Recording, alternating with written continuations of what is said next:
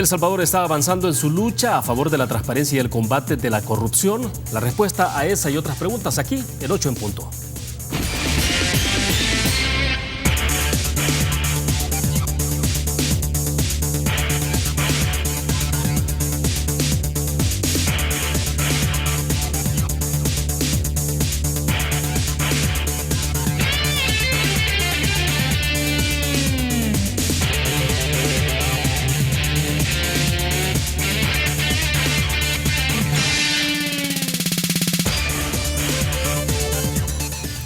Este es el momento de todo. Banco Agrícola nos hace un llamado a la reflexión, a que nos demos cuenta que este es el momento de hacer que las cosas sucedan, de superar adversidades y sobrepasar límites. Es nuestro momento de construir un mejor país todos.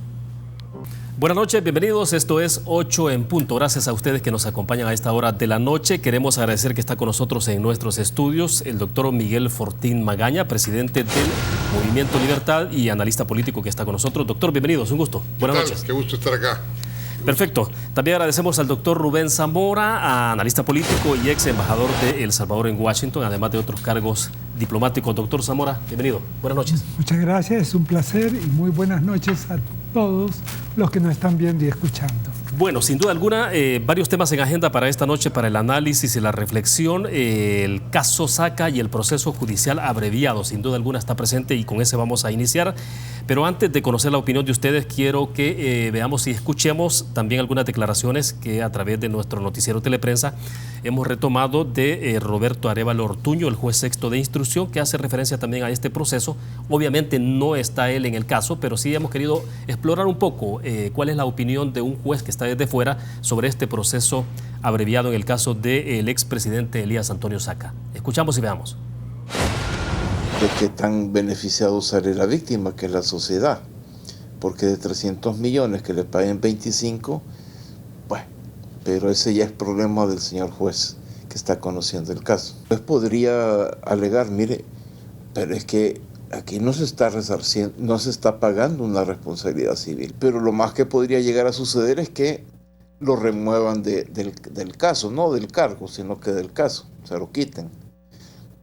Pero es un poco difícil para el juez negarse en ese sentido. Para empezar, para recuperar un poco más del dinero que diga algunos destinatarios, pero además si desmonta una estructura que ha servido para corrupción y de esa manera impide que otros funcionarios sean corruptos, pues también se valora. Bien, pero además también tenemos declaraciones de la defensa del expresidente Saca, tenemos declaraciones de Mario Machado, de Lisandro Quintanilla y de Tania Pastor. Vamos a escuchar un poco para colocar en perspectiva el tema y después de esto entonces conocemos el análisis de nuestros invitados. Y él ha hablado que entre terceras personas y él puede ser arriba de los 50 millones de dólares. Asumir y relatar lo que cada persona ha hecho. Y el expresidente Saca ha narrado lo que él realizó y los beneficios que ha obtenido. El error que a mi criterio como profesional ha tenido este tema es la expectativa de 300 millones, porque 300 millones fue el presupuesto de los 5 años de Casa Presidencial y gran parte del dinero se utilizó para actuaciones meramente propias de la presidencia y otra gran parte no. Obviamente esta confesión del expresidente Saca impacta de manera negativa en la situación de cada uno de ellos, pero en el sentido de decir de que las fácticas están siendo de alguna manera confirmadas. Nada más es la primera de 6 confesiones y tendría que haber armonía entre todas las declaraciones de confesión para que al tribunal al final pudiera acceder a la aplicación del procedimiento abreviado. Bien, ahora sí pasamos al análisis con nuestros invitados una vez que hemos colocado en perspectiva el tema. Doctor Fortín Magaña, a ver, una inquietud, porque la Fiscalía General de la República se la habría jugado en este proceso en un afán de tener una salida rápida con resultados inmediatos, porque algunos sugieren que el otro camino era un proceso muy largo, bastante largo, que podría llevar, no sé, 1 o 2 años, y quién sabe si con el resultado que se puede tener de inmediato. Pero bueno, quiero escuchar entonces su opinión un poco a la perspectiva de si efectivamente la Fiscalía General de la República se la ha jugado. Bueno, desde afuera, los salvadoreños hemos de decir que no tenemos una sensación agradable, ¿no? Es decir, por lo menos este servidor tiene una sensación bastante desagradable, en el sentido que la Fiscalía pues ha acusado, es decir, ha promovido una acusación sobre más de alrededor, pues por lo menos de 300 millones de dólares, en donde uno supondría que tiene base para esa acusación. Luego viene el señor Saca y acepta que hay una base real para esto, porque termina pues concediéndole a la Fiscalía que se apropió de dinero que no le pertenecía. Y lo que no deja de darnos sino una sensación muy incómoda, muy desagradable, es el hecho que, bueno, que pareciera ser que con dar unos cuantos dólares, y no estoy diciendo que 25 millones de dólares sea poco, porque evidentemente para mí sería un montón de dinero, pues, pero yo soy un simple mortal. Pero si estamos hablando de una persona a la que se le está acusando de 300 millones de dólares y de repente da 25 millones de dólares, pues estamos hablando de una cantidad de dinero pues pírrica. Y si esto es así, pues da la sensación de impunidad. Por eso digo que algunas veces la rapidez no es sinónimo de justicia. Algunas veces es necesario llegar a la profundidad de las cosas, y si en la profundidad se descubre que el dinero realmente fue dado a Juan Pérez, Perico López o Pedro Martínez, si hay alguien que se llame así, obviamente pues no estoy refiriéndome a nadie en particular, estoy ocupando cualquier nombre, pues entonces deberán responder por sus acciones y hablar con certeza y con una base genuina, ¿verdad? Es decir, sí, porque no se trata de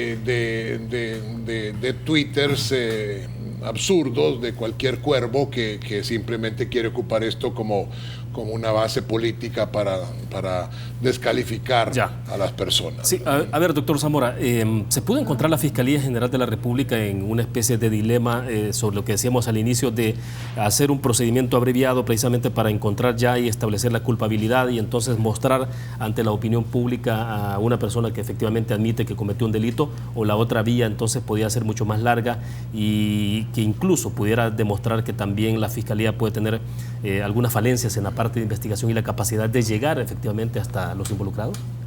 Bueno, mire, yo creo que en primer lugar habría que señalar una cosa.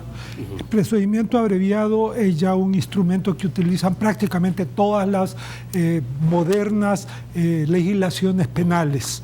¿Por qué? Porque tiene algunas ventajas, pero segundo, como todo, tiene un lado feo también. Y es, por ejemplo, que si hay procedimiento abreviado y los fiscales, porque el procedimiento abreviado lo determina el fiscal, no es el juez, es el fiscal el que hace el acuerdo. ¿Qué vas a decir? ¿De qué te vas a autoacusar o confesar? Inculparse, y qué arreglo hacemos. Y van con eso entre el juez, y el juez por lo general dice sí. Aunque doctor, entiendo yo que el juez podría decir no, ¿verdad? Hay casos muy raros. ¿Tiene esa opción el juez? Tiene esa opción. Hay casos que ha habido tan extremos que era evidente que era un puro juego, y por ejemplo se declaraba culpable por una infracción de tráfico, ¿verdad?, cuando lo que había era un homicidio. Sí.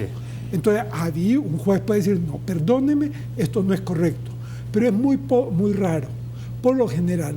Pero ¿esto qué significa? Que el impartir la justicia deja de ser el juez, que es el que la Constitución determina, y pasa a ser el fiscal. Fíjese bien que el peligro de esto, que esto está pasando ya en los Estados Unidos. Peligroso aunque sea legal. Es legal, pero es sumamente peligroso. Y ahora hay una reacción contra esto. ¿Por qué? Porque en Estados Unidos, especialmente con la gente pobre, una gran cantidad de casos se resuelven de esta manera. El fiscal llega y les dice, mira, aquí no tenés casi nadie que te defienda. Te voy a acusar de tal cosa, son 20 años de cárcel que tenés. Pero si te confesás de esto van a ser 3 años. Confesarlo, aunque no haya prueba. El tipo confiesa se va por abreviado y entonces va por 3 años. Sí. Y han llegado a análisis, es decir, que al menos el 10% de esos casos son falsos. Entonces, aquí hay un peligro que hay que tener muy en cuenta aquí en El Salvador. ¿Por qué?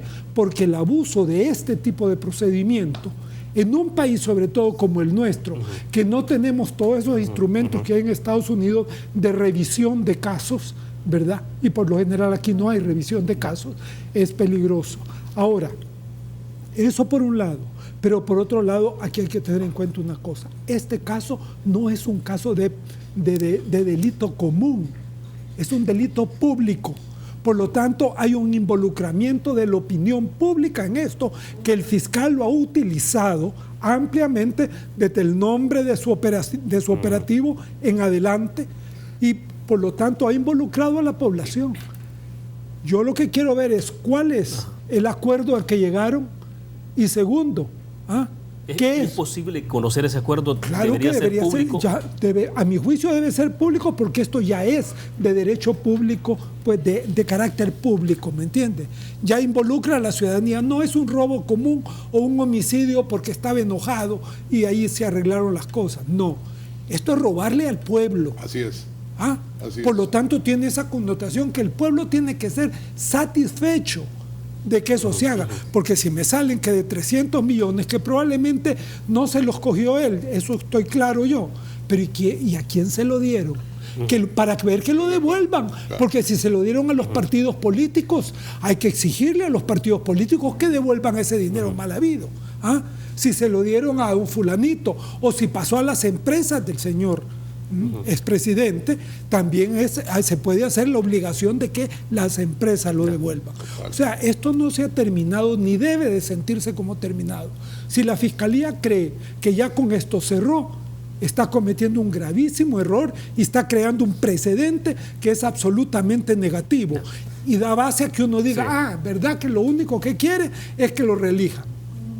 Bueno, y ya lo veremos más adelante, pero cierro con usted rápido este segmento entonces. Sí. ¿Usted tiene coincidencia con lo que dice el doctor Zamora? Totalmente de acuerdo, totalmente de acuerdo. Y es que la sensación de impunidad, aquí hay un delincuente, ahora confeso, porque es un delincuente confeso, y hay una víctima, y la víctima es el pueblo salvadoreño.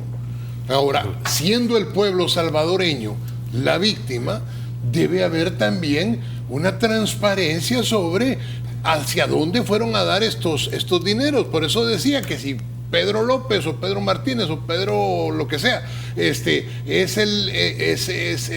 destinatario de este dinero, bueno, pues esto tiene que quedar claro y demostrado. Que si este dinero fue a dar a las arcas de las empresas del señor Juan Pérez, pues también tiene que demostrarse, porque definitivamente es el dinero del pueblo. Si esto fue a dar al partido A, al B, al C o a los 3 partidos, también tiene que demostrarse, porque aquí tenemos que hablar con toda la transparencia del caso. Y no se vale, no se puede permitir que quede la sensación de impunidad, porque, bueno, hombre, es que ahora lo que nos falta es que haya tal sensación de impunidad que el día de mañana venga cualquier otro mañoso, y digo otro mañoso, y diga, mire, yo aquí vengo también a entregarme, y aquí vengo con mis 25 millones de dólares de un solo, y ya estoy libre. O el caso... Ahora, pero en términos de, por ejemplo, cuando se decía lo políticamente correcto puede ser que ese día hay que investigar a todo el mundo, pero en términos prácticos se puede saber de que es imposible. Yo entiendo eso, yo lo entiendo, y también estoy de acuerdo en que una cosa puede ser muy larga y que a lo mejor no son 300 millones de dólares, por eso digo, yo no estoy adentro de toda esta historia, pero sí hay que comprenderlo, pues, o sea, independiente de que esto tenía que o tiene que dar pie a que sea más rápido y los conceptos abreviados existen. Pero es que también no puede ser una burla, pues, o sea, no puede ser una burla, no podemos estar hablando de alguien que en un momento determinado, pues, ustedes han visto la casa de este señor, y solo estamos hablando de la casa, estamos hablando de un señor que hace tiempo tenía un trabajo honorable y que era como lo puede ser un médico, un periodista, un abogado o cualquier otra persona, pero que ahora de repente era un potentado que tenía una mansión extraordinaria, y bendito sea Dios si alguien nació millonario o hizo su dinero de buena forma, pero ahora tenía cualquier cantidad de dinero y de repente se le congelan todos los bienes y ya no tiene nada, y ahora paga $25 millones las Master Mías, porque no hemos hablado de eso. Es decir, ya pasó 2 años en la cárcel, por haber pasado 2 años en la cárcel se le duplica el tiempo, y entonces resulta que ya son 4 años, y entonces resulta que al cabo de unos cuantos meses termina saliendo de la cárcel y parte sin novedad. Debo hacer una pausa. Cuando regresemos, porque me interesa conocer un poco la opinión y que de alguna forma la introducía el doctor Zamora, y es las declaraciones que hemos conocido también ya a través de la cuenta de Twitter de la embajadora norteamericana sobre el caso. Vamos a una pausa, regresamos.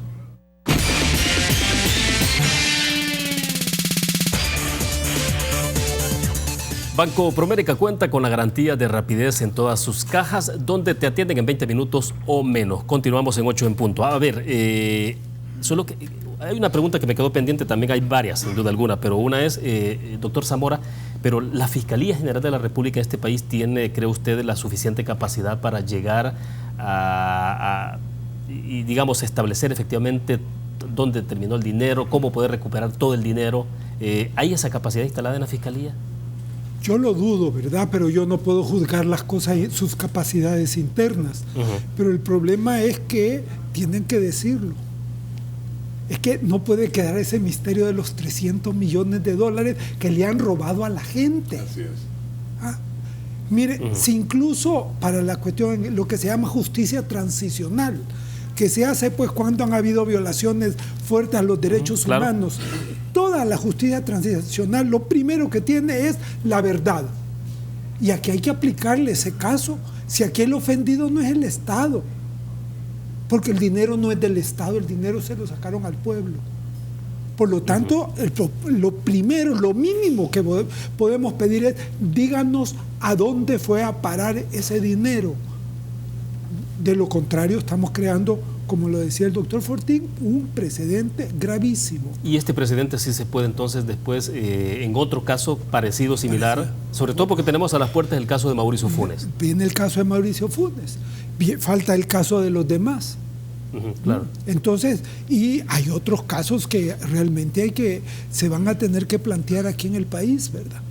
Y en ese sentido creo yo que se puede volver lo de siempre, pues, no, yo hago el acuerdo, me declaro culpable y se mueren de la risa, porque eso es lo peor, que se vuelve esto cínico. Me declaré culpable, pues, ¿y por qué no quiero estar en la cárcel? Ni siquiera piden perdón, que eso es lo más triste. ¿Cree usted como aquellos casos, por ejemplo, de una sanción por un delito ambiental donde alguien puede presupuestar que le va a tocar pagar $10.000, pero sabe que hizo una ganancia ahí de un par de millones? Entonces, exactamente, es el mismo problema. Y que lo único que genera es impunidad. Y reírse de la ley y del sistema judicial. Ahora bien, la embajadora norteamericana escribió 3 tweets, pero uno de ellos dice ella que en Estados Unidos este tipo de negociación de la sentencia se usa para resolver el 95% de los casos, y se está enviando una señal, dice, de que las reglas son claras, que si van a robar la plata de la gente van a terminar en la cárcel, y eso, dice ella, cree que es un buen logro para la Fiscalía. No, bueno, en primer lugar no es el 95%. Creo que la señora embajadora está un poquito excedida. Según lo que yo he leído, anda por el 65%, que es altísimo. Pero lo que no ha dicho, y hay que decirlo en El Salvador, ¿verdad?, porque hay que prevenir, es la reacción que hay ahora en contra del abuso que los fiscales hacen de ese tipo de declararse culpable, sobre todo con la gente pobre, que a veces no tiene buenos abogados de defensa porque no tienen dinero. Y entonces les dicen, bueno, si te declaras culpable de este delito pequeño, te van a dar 2 años lo más. Pero si no, yo te acuso de este y son 15 años de los que no vas a poder salir. Y la gente lo acepta porque no tiene otra alternativa. ¿Me entiende el problema? Y entonces hay que saber cómo administrar este tipo de instrumentos jurídicos que son válidos, pero que se prestan al abuso por parte de, en este caso, de las fiscalías.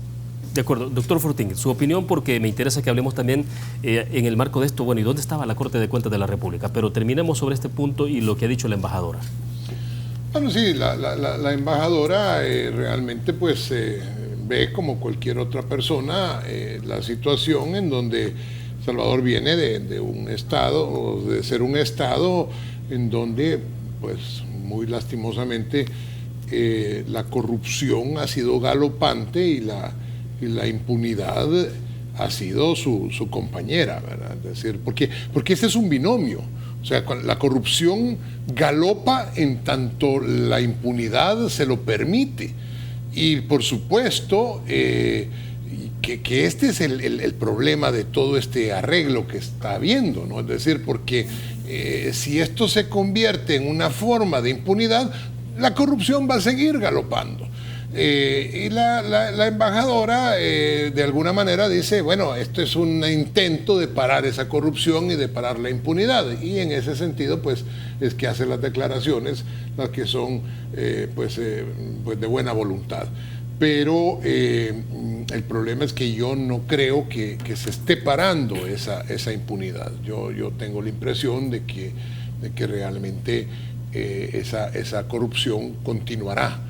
Puede ser muy precipitada esta tesis de que lo que se necesita ya es una medida ejemplarizante, y eso se está logrando en tanto hay un presidente que puede ser condenado y que además públicamente y ha admitido ante un tribunal la culpabilidad. Bueno, no, digamos de que si es una medida inédita, el hecho de que sería la primera vez que un presidente de la República es condenado por un acto de corrupción. Pero la pregunta es si es ejemplarizante, porque ¿Usted dudaría de que sea ejemplarizante por la forma en que se está haciendo? Bueno, es que una persona que de repente está siendo juzgada y la Fiscalía ha tenido pruebas suficientes, según ha informado, de cerca de $300 millones, y de repente sale con que devuelve $25 millones, pues yo no sé si es ejemplarizante esta condición. Al contrario, el ejemplo que se está dando, o lo que tendríamos un poquito de temor, sería que el ejemplo que se estuviera dando es que, pues sí, que yo me robo 3,000 pesos y que basta con que devuelva 250 pesos, ¿verdad? O sea, y entonces pues haciendo las proporciones, ¿verdad? Y entonces pues que yo me puedo quedar con 2,750 pesos de un robo semejante, ¿verdad? Y entonces en esa tasitura resulta que el ejemplo no siempre es bueno. O sea, hay ejemplos que son buenos, pero hay ejemplos que son malos. Entonces yo entiendo lo que la señora embajadora está diciendo, pero también creo que El Salvador tiene que dar ejemplos que sean realmente positivos para un país que ya no puede con más corrupción. Que ya no puede. Es que tenemos demasiados casos, de un lado, del otro, de atrás, del frente, de más atrás, de todos lados. O sea, tenemos gente. Vaya, en los Estados Unidos, 2 casos recientes que también se están mencionando. El caso de Rice, que está allá en Suiza, porque esta es una cosa tremebunda, pues, o sea... Sí, y lo veremos un poquito más adelante, que me interesa conocer la opinión, porque dejaba planteada la interrogante sobre el tema entonces de qué pasó con la Corte de Cuentas de la República. A ver, doctor Zambora, lo quiero escuchar a usted antes. Sobre el tema de Corte de Cuentas. Todo esto son expresiones de la debilidad histórica que ha tenido la Corte de Cuentas. Porque el problema es que es una de esas instituciones que históricamente no han podido levantar cabeza. Han habido reformas en la Corte Suprema de Justicia, han habido reformas en varias cosas del Ejecutivo, y lo estamos viendo los resultados, pues. Hoy se conocen cosas que nunca se conocieron antes, y que solo las sabíamos casi por chambre, como decimos los salvadoreños, ¿verdad? Pero la Corte de Cuentas ha sido un enfermo de nacimiento, creo yo, en el país. Ahora, y no se logra. Porque la Asamblea se opone, la Asamblea Legislativa se ha opuesto. Hubo una oportunidad en convertir la Corte de Cuentas en un tribunal de cuentas. O sea, los partidos políticos. Los partidos políticos de nuevo, porque lo que hemos dicho tantas veces, los partidos políticos se convierten en el obstáculo para el desarrollo democrático y el desarrollo institucional de la democracia en el país. Porque evidentemente una Corte de Cuentas eficiente no estaríamos viendo estos casos. Serían, o sea, o habría uno en varios años, ¿verdad? Porque siempre el pícaro siempre está aquí en todas partes del mundo, ¿verdad? Pero no lo que estamos viendo, que los 3 últimos presidentes, uno muerto en medio de su juicio, el otro ya condenado en este momento y el tercero exiliado, porque si viene aquí va para la cárcel, ¿verdad? Eso nunca se había visto en la historia del país. El único precedente que hay es el de Castaneda Castro, que estuvo en el año 48, después de la revolución llamada Revolución del 48, lo agarraron preso y lo acusaron de esto, de malversación de fondos públicos. Estuvo preso un par de meses y después lo sacaron. No hubo juicio, pero ahí es donde sale la ley de probidad. Y ahí sí se sacó algo. Bueno, interesante. Debo hacer otra pausa. Vamos con nuestros anunciantes. Regresamos.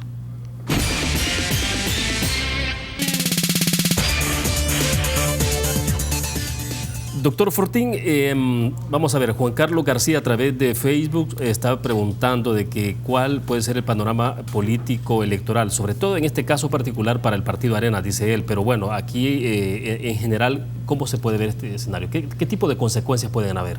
Es que realmente lo que estaba diciendo, lo repito, pues yo creo que debe hacerse transparente pues todo. Y cada quien tendrá que tomar las consecuencias de sus propios actos. Y si esto implica a un partido político, pues el partido político en cuestión deberá responder de ello. Y si implica a otro partido político, porque parece ser que no solo fue a un partido, parece ser que fue a un montón de partidos políticos. Y no solo los partidos políticos, sino que fue hasta periodistas, y que de repente también fue ¿cómo se llama? A empresas privadas. Y, hombre, todo el mundo, por eso es que estoy diciendo corrupción e impunidad. Cuando eso termine en El Salvador dará pasos en firme hacia la situación de madurez política y de desarrollo. No lo hacemos nunca, porque siempre estamos viendo primero qué es lo que tiene el otro y segundo, ver cómo nos tiramos la zancadilla. Pero sobre todo porque nos hemos convertido en un estado en donde la impunidad y la corrupción son de todos los días, y eso hay que cambiarlo. No se trata de un partido.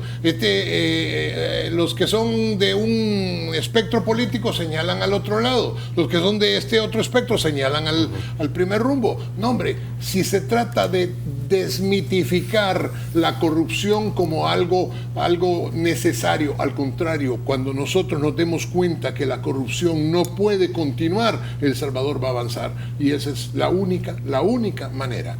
Esto Bien. Es necesario. Sí, para pasar a otros temas, pero antes solo quiero cerrar con esto, porque en el corte comercial lo estábamos abordando así rápidamente y creo que vale la pena escuchar la opinión de ustedes, y que tiene que ver con el tema de los sobresueldos, por ejemplo. Sí. ¿No será que en este país ya hace rato llegó el momento en que debió sincerarse esa discusión?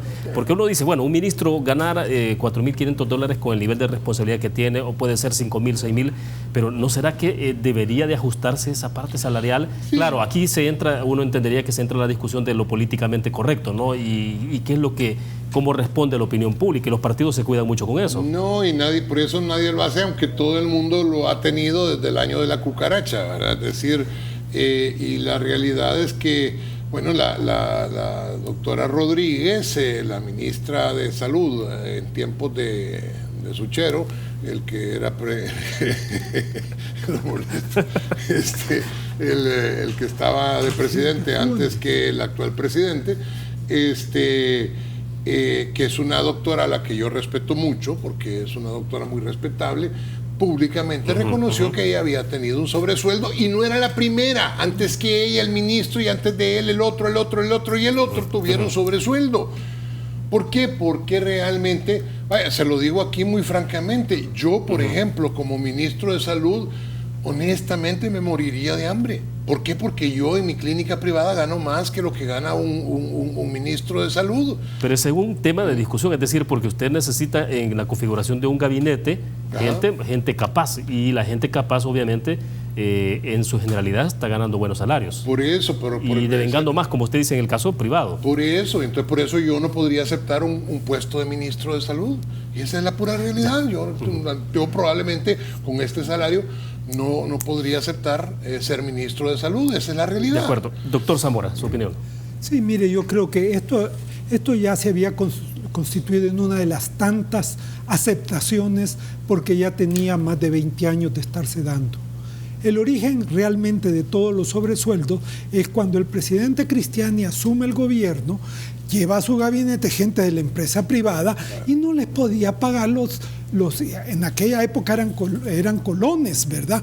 Lo que se pagaba, pero eran unos miserables salarios. Entonces, la forma de arreglarlo fue poner el sobresueldo.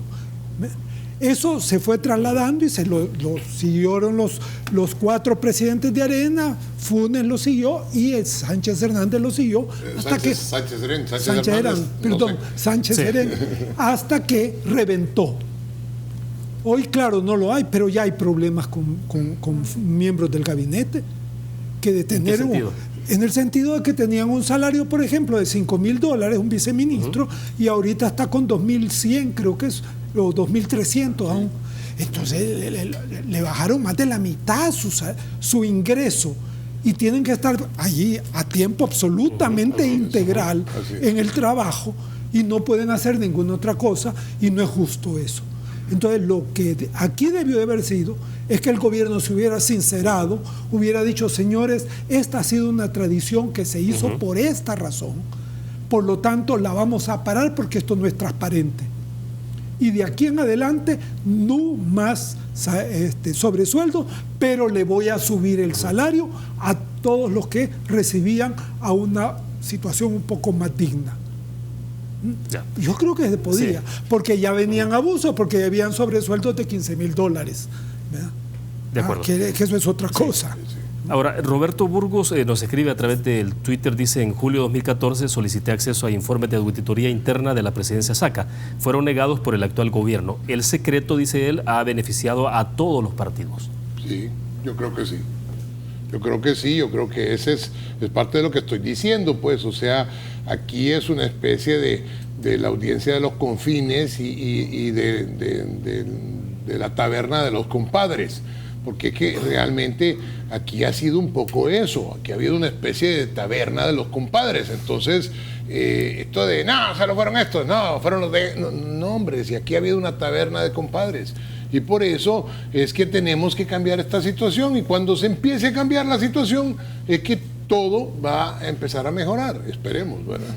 Bueno, está el otro tema que quiero también que lo reflexionemos, y es que los congresistas en Estados Unidos, tanto demócratas como republicanos, se han pronunciado y han pedido al presidente de la República, Donald Trump, al presidente de Estados Unidos, desde luego, que emita o se pronuncie también sobre el caso de José Luis Merino y Enrique Reis, que son dos, obviamente, salvadoreños, pero ahí hay una lista de 6, ¿no? Y están apelando a la aplicación de la ley global Magnitsky.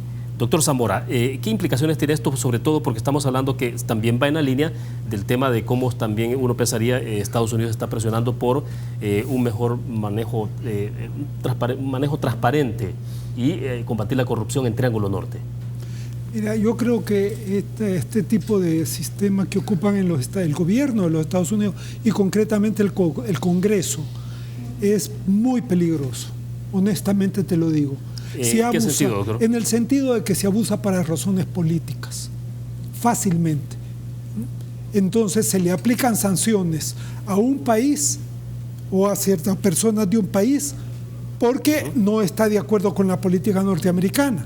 Cuando quedan otro montón de países que tienen iguales problemas, iguales gente que hacen barbaridades con los dineros del pueblo, ¿verdad? Yo quisiera entonces al Congreso ver cuándo lo va a aplicar en África. Ya, nunca.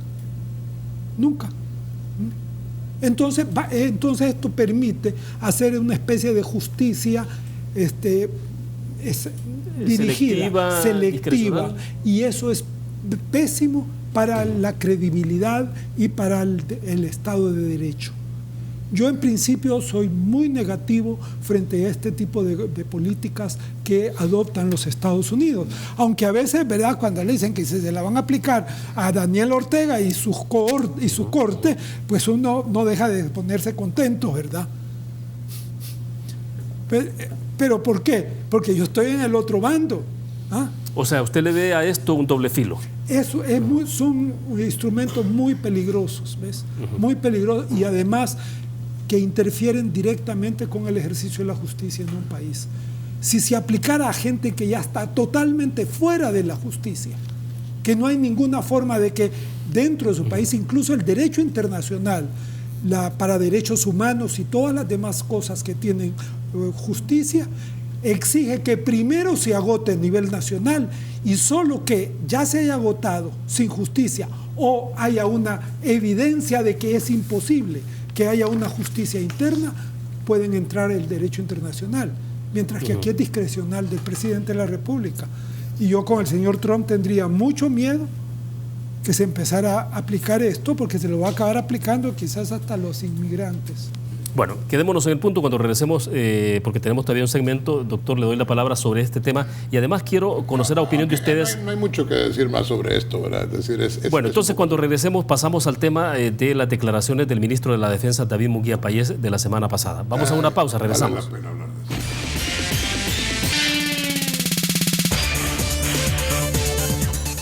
Por cuestiones de tiempo no entraremos en detallar todo lo que dijo el ministro de la Defensa, porque creo que ustedes también lo conocen, pero lo que sí quiero mostrarles a ustedes es una opinión a través de un editorial que ha escrito la Universidad Centroamericana UCA sobre el caso Munguía Payés. Y lo que tiene ahí dice: Munguía Payés se permite ya hacer declaraciones de carácter político y amenazar de forma velada a funcionarios del Estado que cuestionan a la Fuerza Armada, saltándose por alto que forma parte de una institución apolítica y no deliberante. El ejército, dice la UCA, bajo la dirección de Munguía Payés, ha recuperado un poder que los acuerdos de paz le habían quitado. Es obligatorio decirlo con sus letras. Así las cosas, el ejército no garantiza coherencia con la doctrina militar propia de un Estado democrático. El Salvador ha experimentado un nuevo y grave retroceso. Doctor Fortín Magaña. Totalmente de acuerdo, totalmente de acuerdo. O sea, lo que hizo el general Munguía Payés, es un acto de barbarie, es un retroceso al peor momento lo voy a decir así a propósito de los chafarotes de los 70s.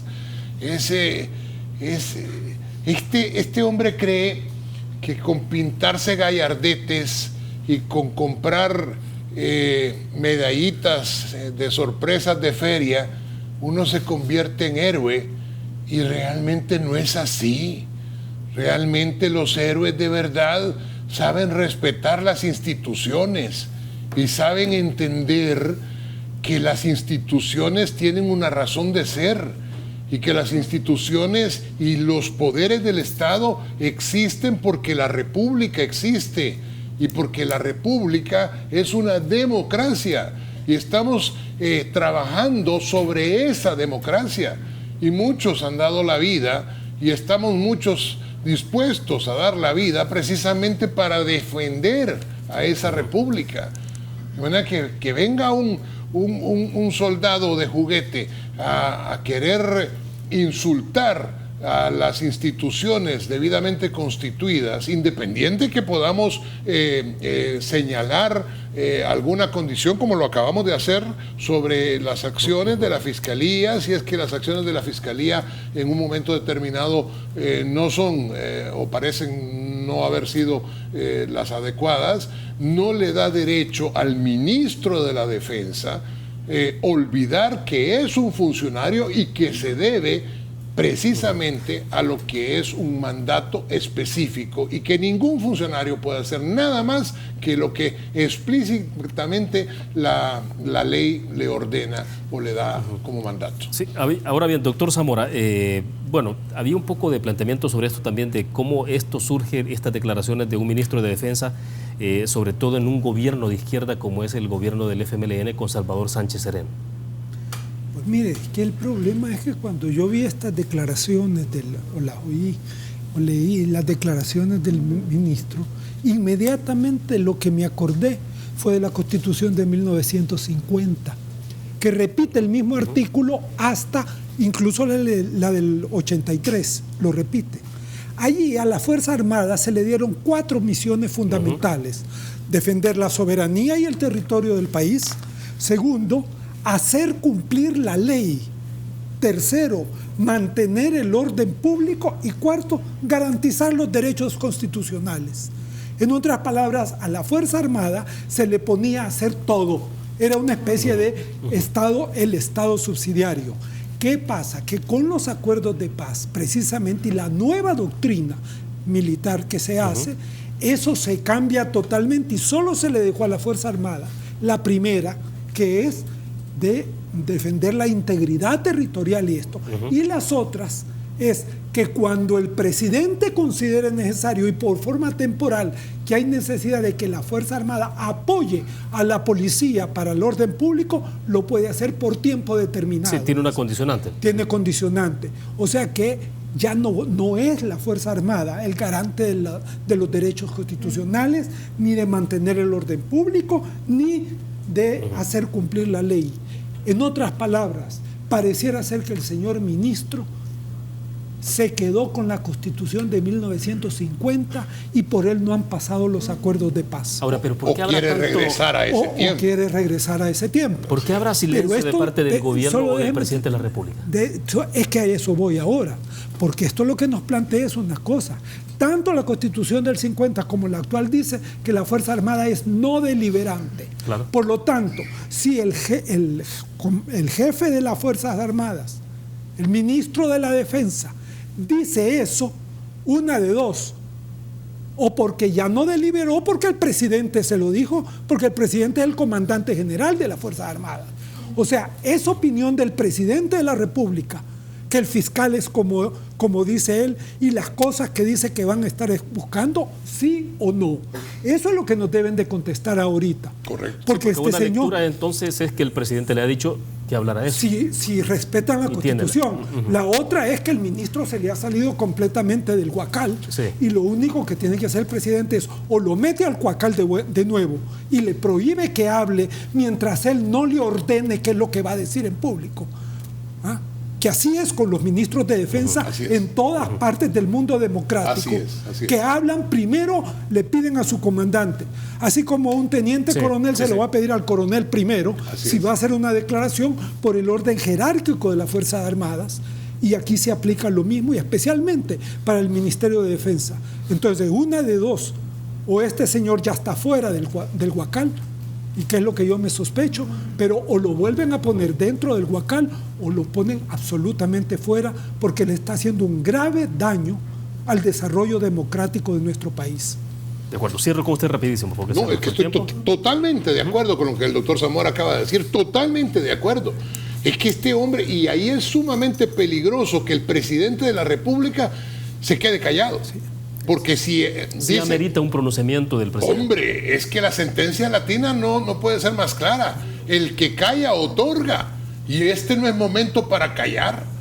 Ahora el presidente de la República tiene la obligación moral, por él mismo, si es que se lo estamos diciendo por él, de poner un paro y de decirle al señor al coronel le tiene que decir de una vez y por todas que está fuera de orden. Porque el comandante en jefe es el presidente de la República. Bueno, se nos fue el tiempo. Gracias, doctor Fortimaya. Muy amable, muy gentil. Gracias, doctor Zamora, por habernos acompañado nuevamente. Muy gentil. Bien, terminamos de esta forma, 8 en punto. Gracias a ustedes que nos acompañaron. Nos vemos mañana. Buenas noches. Que descansen.